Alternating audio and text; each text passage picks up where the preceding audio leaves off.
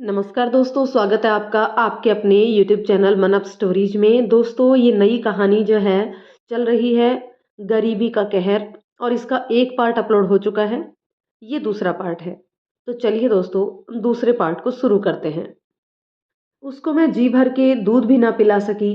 पता नहीं काहे झोली में डालकर प्रभु ने उसे अपने पास बुला लिया। कहते हुए श्यामा का गला भराया। आज वो होता तो 14 बरस का होता, तुम्हारा सहारा बनता। कहते हुए श्यामा अपने मरे हुए बच्चे को याद करके रोने लगी। अम्मा, चुप करना। बापू, तुम चिंता मत करो। मैं और गहना है ना तुम्हारे वास्ते। धन्नो की बात सुनकर छगन फीकी हंसी हंसने लगा और अगले ही पल कहने लगा, कब तक बिठा कर रखूंगा तुम्हें। एक दिन तो विदा होकर ससुराल जाना ही है। गहना, जो अभी तक चुपचाप सभी की बातें सुन रही थी, लपक कर बापू से कहने लगी, हम कहे देते हैं बापू, हम अपना घर छोड़कर कहीं नहीं जाने वाले हैं। अच्छा अच्छा, ठीक है। तेरे लिए बापू घर जमाई ढूंढ लेंगे। क्यों, सही कह रही हो ना अम्मा। कहते हुए धन्नो हंसने लगी। धन्नो के हंसते ही छगन और श्यामा भी हंसने लगे। हंसते हंसते छगन को खांसी का दौरा पड़ गया। श्यामा भागकर उनके पास गई और उनकी छाती मलने लगी। गहना, जरा बापू की दवाई तो पकड़ा बेटा। अभी लाती हूँ अम्मा, कहकर गहना कमरे से बाहर निकल गई। छगन को वैद्य जी के हाथ का बना काढ़ा पिलाकर श्यामा आंगन में बने रसोई घर में चूल्हे की आग को बुझता देख आंगन में पड़े पेड़ों के झड़े हुए सूखे पत्तों को इकट्ठा करके मिट्टी के चूल्हे में डालकर बुझते हुए आग को फूंकनी से फूंक कर जलाने की कोशिश करने लगी। फूंक मारते मारते उसकी सांस फूलने लगी। जैसे ही चूल्हे की आग सुलगी, श्यामा ने भीगे हुए चावलों में 2 आलू डालकर उसे पकने के लिए रख दिया। धन्नो और गहना उसके पास आकर बैठ गई।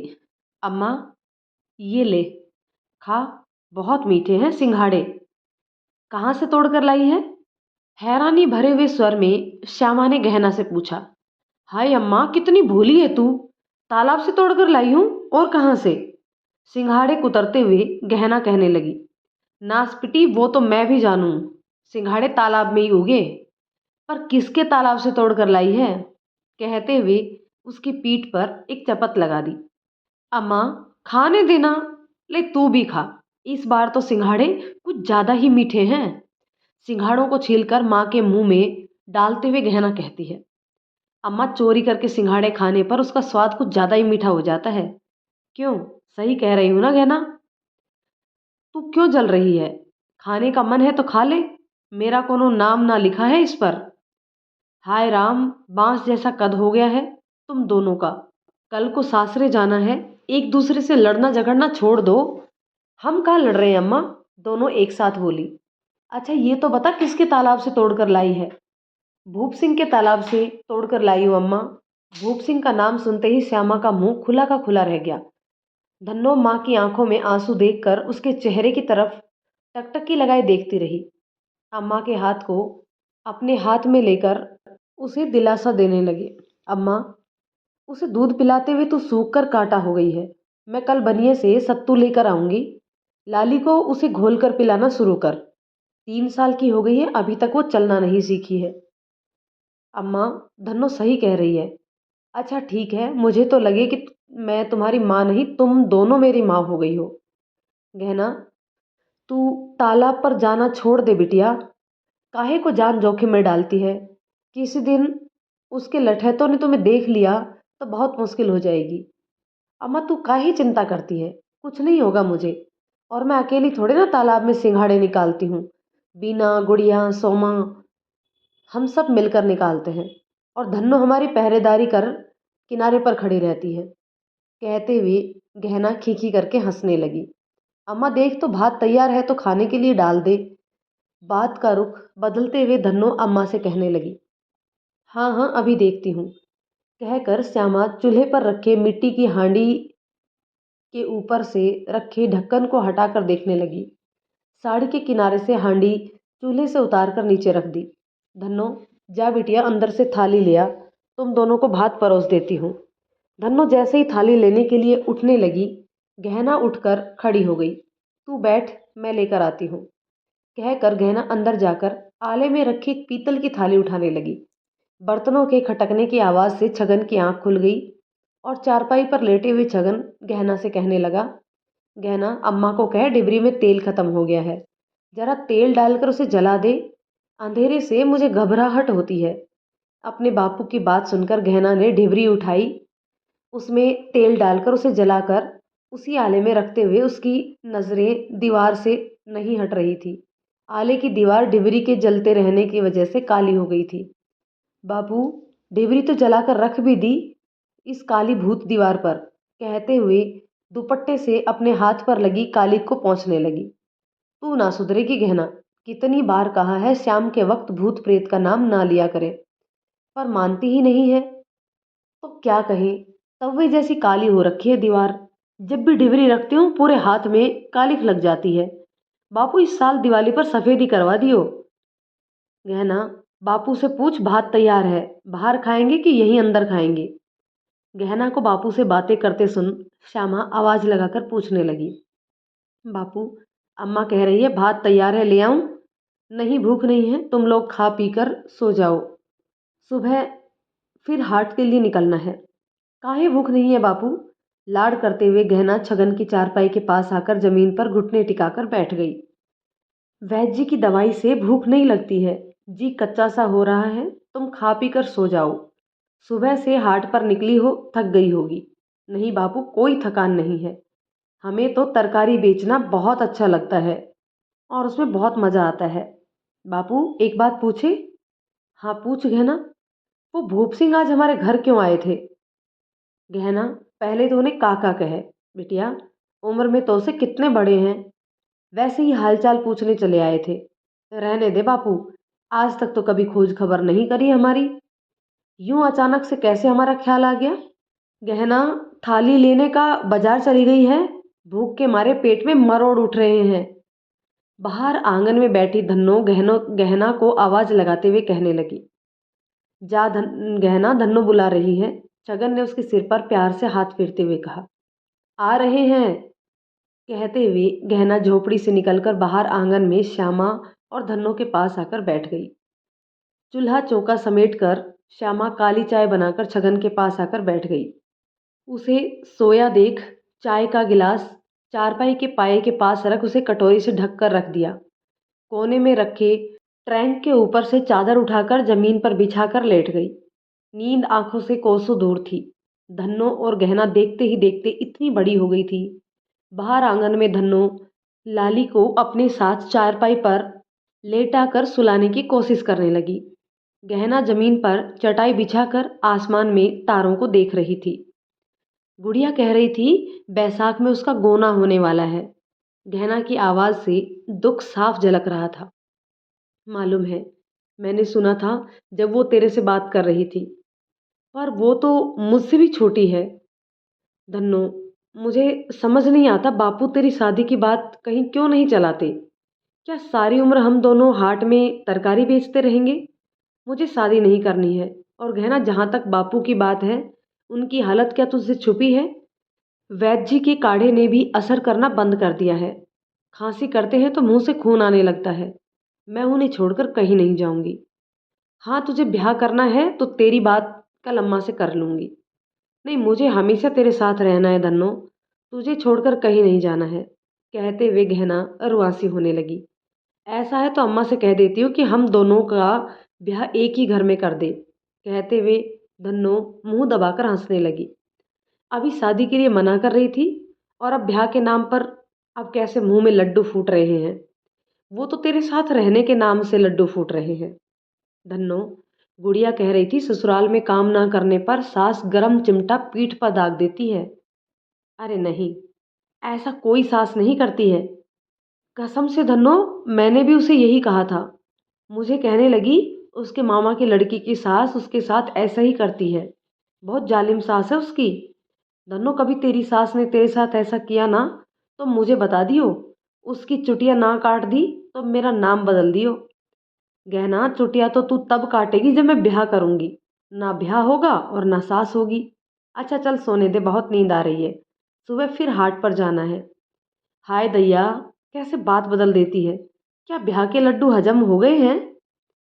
चुप कर, हम तो यूं ही तेरे साथ दिलगी कर रहे थे, कहकर धन्नो करवट बदलकर सोने की कोशिश करने लगी। नींद उसकी आंखों से कोसों दूर थी। गहना से उसने कह तो दिया कि कभी ब्याह नहीं करेगी, पर अम्मा क्या सारी उम्र हम दोनों को अपनी छाती से लगाकर रखेगी? बिरादरी वाले क्या कहेंगे? सौ सौ तरह की बातें बनाएंगे। काफी रात बीत चुकी थी। धन्नो की आंखों में नींद कोसों दूर थी। भूप सिंह का बेमतलब उनके घर आना और उसके हाथ में रुपये रखना उसे अखर रहा था। पूरा गांव जानता था कि भूप सिंह बिना मतलब के किसी के घर नहीं आता जाता है। फिर काहे है उनके घर आया और चाय पीकर गया? धन्नो को समझ नहीं आ रहा था कि बापू से ऐसा क्या काम हो सकता है। अभी अपनी ही उधेड़बुन में धन्नो को नींद ने अपने आगोश में ले लिया। उसे पता ही नहीं चला। धन्नो और गहना को सोने के बाद श्यामा छगन के पास जाकर बैठ गई और भूप सिंह के उनके घर आने की वजह जानने लगी। धन्नो के बापू, कब तक बात छुपाओगे? आज नहीं तो कल सच सामने आना ही है। मैं ही जानती हूँ कि मैंने कैसे धन्नो और गहनों को बहलाया है। अब तुम मुझे साफ साफ बताओ कि आखिर बात क्या है। शक तो मुझे हो रहा है, पर मैं तुम्हारे मुंह से वो बात सुनना चाहती हूँ जिसे भूप सिंह कह कर गया है। भूप सिंह अपने बेटे के लिए धन्नो का रिश्ता लेकर आया है, कहकर छगन एक ठंडी सांस भरकर चुप हो गया। राज सिंह का रिश्ता अपनी धन्नो के लिए? मुझे समझ में नहीं आता। भूप सिंह को हाथ के हाथ क्यों नहीं मना कर दिया? कह देती उसकी बात कहीं और चला रखी है।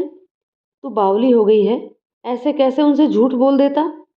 धन्नो के बापू, तुम भूल गए हो, महावीर ने अपने छोरे पप्पू के लिए धन्नो का हाथ मांगा था। तब तुमने उससे कह दिया था धन्नो अभी छोटी है। श्यामा, तू 3 साल पहले की बात को लेकर बैठी है। उसके बाद कभी उसने पप्पू और धन्नो के रिश्ते के बारे में बात निकाली? पप्पू के बापू ने बात नहीं निकाली तो तुम कौन सा उनसे बात करने चले गए? महावीर हमारे हाँ या ना कहने के इंतजार में तो बैठा नहीं रहेगा। चुप कर श्यामा, अब सारा दोष मेरे माथे काहे मंड रही है? उसका लड़का कौन सा गांव में बैठा है, शहर में क्या कर रहा है, सब जाने हैं। धन्नो के बापू, ये तो तुम भी जानो कि पप्पू काम धंधे के वास्ते शहर गया है। ईंट गारा उठाने को काम धंधा नहीं कहते श्यामा। चल, मैं कल महावीर से जाकर बात कर भी लूं। पप्पू शादी कर के बाद धन्नो को भी शहर ले जाएगा और फिर धन्नो भी घर गृहस्थी के वास्ते पप्पू के संग सारी उम्र ईंट गारा उठाती फिरेगी? ना, मैं अपनी फूल सी बच्ची के साथ ऐसा कभी नहीं होने दूंगा। तुम तो ऐसी बातें कर रहे हो जैसे वो यहाँ महारानी या राजरानी बनकर बैठी है। वो फटते ही चूल्हे के आगे जाकर बैठ जाती है, फिर सारा दिन हाट में तरकारी बेचती है। अगर कल को घर गृहस्थी के वास्ते काम भी करना पड़े तो क्या बुराई है? और तुम्हें किसने कहा कि पप्पू शहर जाकर मजदूरी कर रहा है? मैं कहीं आता जाता नहीं हूँ, इसका मतलब यह नहीं है कि गांव में जो हो रहा है उसकी खबर नहीं है। शहर जाकर धन्ना सेठ तो बनने से रहा। और देख श्यामा, तरकारी बेचने और ईंट गारा उठाने में भी फर्क होता है।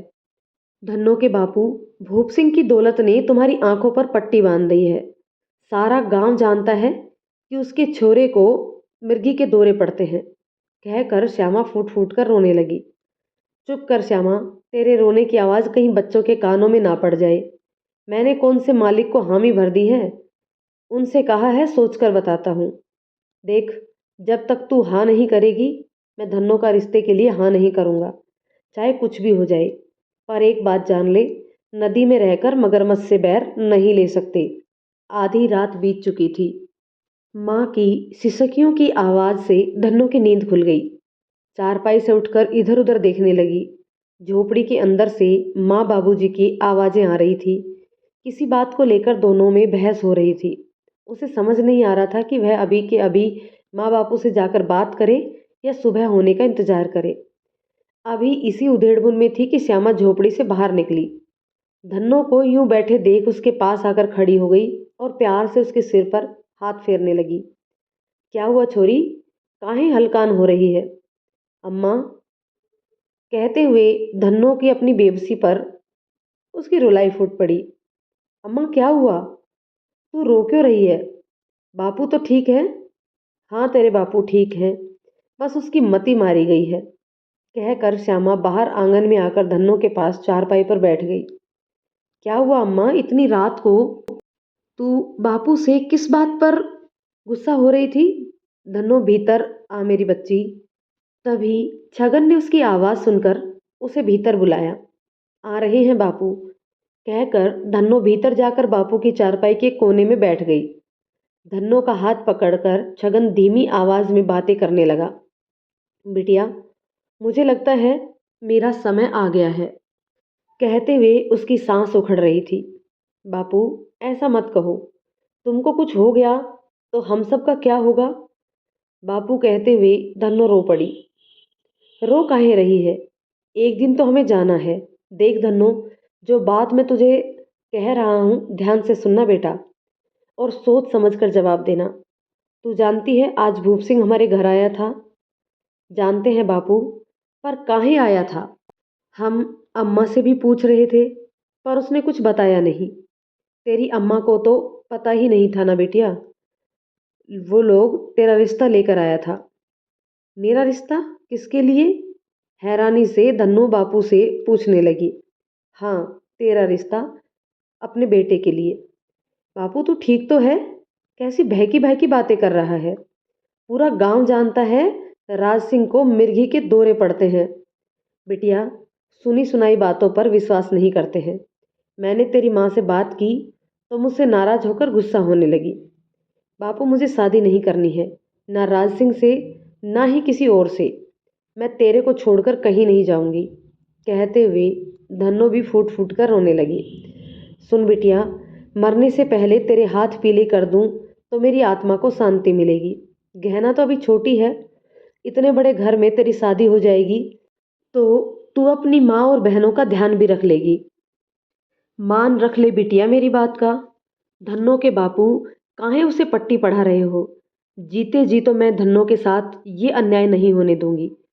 तुम्हें उसे आग में झोंकने का इतना ही मन है तो साफ साफ क्यों नहीं कहते हो, छोरियों संग मैं भी कुएं में जाकर कूद जाती हूँ, फिर बुलाते रहना भूप सिंह को हमारे क्रियाक्रम के वास्ते। धन्नो की माँ, मैंने उसे कोई जुबान नहीं दी है। तू पूछ रही थी कि भूप सिंह काहे आया था, सो मैंने तुझे बताया। तुम रहने दो धन्नो के बापू। ऐसा बात है तो काहे धन्नो को राज सिंह के ब्याह करने के लिए कह रहे हो? तू काहे बात बिगाड़ रही है श्यामा? बावली हो गई है का? मेरी हालत तुझसे छुपी नहीं है। बस ऊपर जाने से पहले तुम लोगों को बंदोबस्त करना चाहता हूँ, कहते हुए छगन भी फूट फूट कर रोने लगा। बापू ना रो, तू कहीं नहीं जा रहा है। तू जैसा कहेगा मैं वैसा करूंगी। धन्नो, तुझे आंख में झोंकने से पहले मैं माहौर खाकर जान दे दूंगी, पर पैसों की खातिर बेटी की बलि नहीं दूंगी।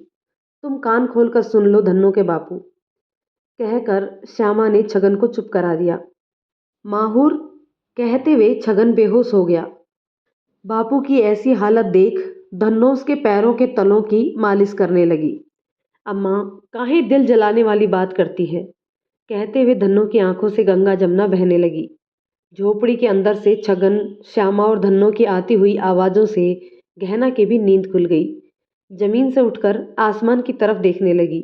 बादलों के साथ चांद लुका छिपी का खेल खेल रहा था। अभी तो आधी रात है, ये सब काहे इस समय बातें कर रहे हैं? वहीं बैठी वो चुपचाप उनकी बातें सुनती रही।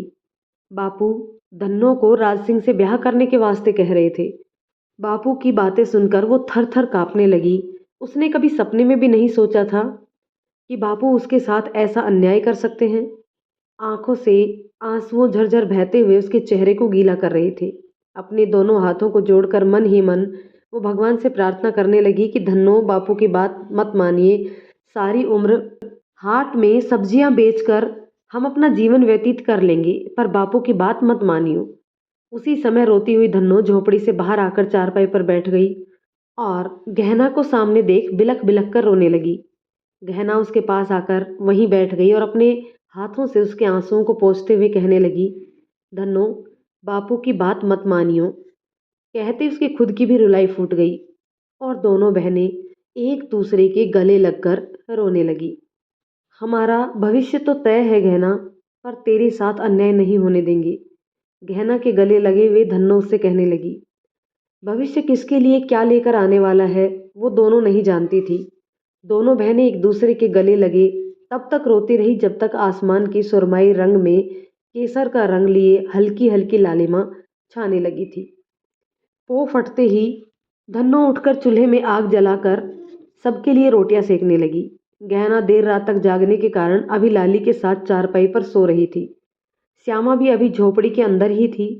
छगन के खांसने की आवाज कभी कभार आती तो धन्नो एक ठंडी सांस भर लेती। मन के अंदर चल रहे अंतर्द्वंद के साथ उसके सपने सब बिखर रहे थे। पप्पू उसका नाम लेते ही उसकी आंखों के कोरों पर आंसू आकर ठहर गए। अम्मा ने कभी उसके सामने पप्पू उसकी शादी का जिक्र कभी नहीं किया।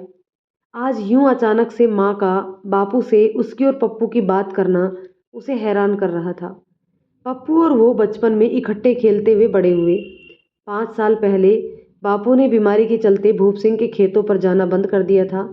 तब से माँ के साथ पप्पू के बापू के खेतों से ताजी सब्जियां लेकर उसने हाट पर बेचना शुरू कर दिया और हाट में अपने सामान को बेचने के तौर तरीके सीखने लगी। लाली के पैदा होने के बाद श्यामा का भी हाट पर जाना बंद हो गया। तब तक धनो काफी कुछ सीख चुकी थी। पप्पू 3 साल पहले शहर में पैसा कमाने चला गया था। 3 साल से ऊपर का वक्त हो गया, न पप्पू आया और न ही उसकी कोई खबर। कई बार बातों ही बातों में उसने पप्पू के बापू महावीर से उसके बारे में पूछा तो सिवाय मायूसी के उसके हाथ कुछ नहीं लगा। चूल्हे के आगे बैठी धन्नो ये सोच रही थी कि क्या आज पप्पू के बारे में काका से बात करे कि वो कब गांव आ रहा है। कहीं काका को शक तो नहीं हो जाएगा। हाय दैया, क्या करूं। माँ से सीधे सीधे पप्पू के बापू से बात करने को कहती हूँ। माँ भी भूप सिंह के लड़के से रिश्ते आने पर खुश नहीं है, पर बापू को मैंने राज सिंह के लिए हाँ कह दी है। ये सब सोचते हुए धन्नो चूल्हे के आगे से उठी और पर्दा हटाकर माँ को देखने लगी। श्यामा दीवार से सिर टिकाकर खुली आंखों से एकटक सामने की दीवार को देखती जा रही थी। अम्मा, धन्नो ने धीरे से आवाज लगाई, पर श्यामा ने इसकी आवाज सुनी अनसुनी कर दी। अम्मा कहते हुए धन्नो उसके पास जाकर उसका कंधा हिलाने लगी। अम्मा क्या पत्थर की मूरत बनकर बैठी है? चल बाहर आ, लाली अभी रो रही है। अम्मा तू सुनती काहे नहीं है? चल उठ, बाहर आ जा। ठंडी हवा में सांस ले, तुझे अच्छा लगेगा। मेरे कलेजे के अंदर भट्ठी भभक रही है धन्नो। ठंडी हवा भी उसे ठंडक नहीं पहुंचा सकती। देख कैसे चादर तानकर सो रहा है कमबख्त। अम्मा काहे बापू की तरफ से मन मैला करती है? सारी रात तो खांसते रहे हैं, तनिक देर पहले ही तो उनकी आंख लगी है। उन्हें सोने दे। तू उठ, मुंह हाथ धो, मैं चूल्हे पर चाय का पानी चढ़ा देती हूँ। कहकर धन्नो बाहर आंगन में आ गई। गहना अभी भी गहरी नींद में सो रही थी। उसे सोता छोड़ धन्नो चूल्हे के पास जाकर बैठ गई। श्यामा आंगन में रखे लोटे को उठाकर पिछवाड़े जाकर हल्की हो आई। मंजन उठाकर दांत साफ किए और मुंह हाथ धोकर गहना को उठाकर लाली को गोद में उठाकर दूध पिलाने के लिए अंदर चली गई। दोस्तों, कहानी के इस पार्ट को अभी यही रोकते हैं। मिलते हैं कहानी के एक और पार्ट में। तब तक के लिए ये कहानी आपको कैसी लग रही है कमेंट करके ज़रूर बताइएगा। अगर कहानी पसंद आती है तो उसे लाइक और शेयर कर दीजिए। अगर चैनल पर नए हैं तो प्लीज़ चैनल को सब्सक्राइब करना ना भूलें। मिलते हैं कहानी के एक और पार्ट में, तब तक के लिए शुक्रिया।